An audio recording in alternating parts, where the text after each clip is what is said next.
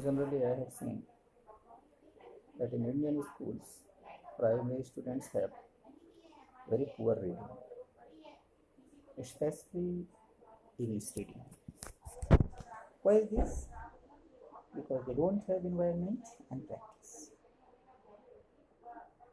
Even in some cases, nobody used to make them practice correct and to make them practice fluent and to help them. So for their help, I am giving some reading. I hope in every family's primary students they can follow reading just with me. I ask them at least follow it twice. It was the festival of spring. I am giving the story of a child, that is lost child. Very interesting story. But our purpose is not to understand the story, we need to improve how to read. It was the festival of spring from the wintry shades of narrow lanes, and Alice emerged a gaily clad humanity. Some walked, some rode on horses, others sat, being carried in bamboo and bullock carts. One little boy ran between his father's legs, brimming over with life and laughter. Come, child, come, called his parents as he lagged behind. Fascinated by the toys in the shops that lined the way, he hurried towards his parents, his feet obedient to their call, his eyes still lingering on the receding toys. As he came to where they had stopped to wait for him, he could not suppress the desire of his heart, even though he well knew the old, cold stare of refusal in their eyes. I want that toy, he pleaded.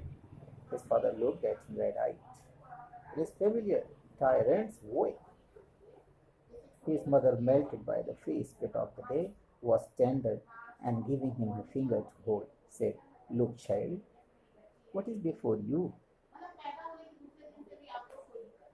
It was a flowering mustard field, pale like melted gold as it swept across miles and miles of humid.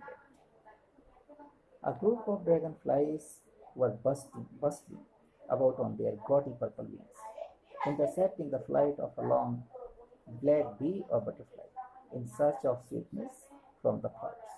The child followed them in the air with his gaze till one of them would still its wings and rest.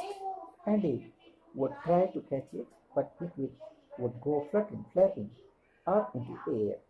When he had almost caught it in his hands, then his mother gave a cautionary call. Come, child, come on to the footpath. He ran towards his parents gaily and walked abreast of them for a while, being, however, soon left behind, attacked by the little insects and worms along the footpath that were teeming out from their hiding places to enjoy the sunshine. Come, child, come, his parents called from the shade of a grove where they had seated themselves on the edge of a well. He ran towards them. A shower of young flowers fell upon the child as he entered the grove, and forgetting his parents, he began to gather the raining petals in his hands.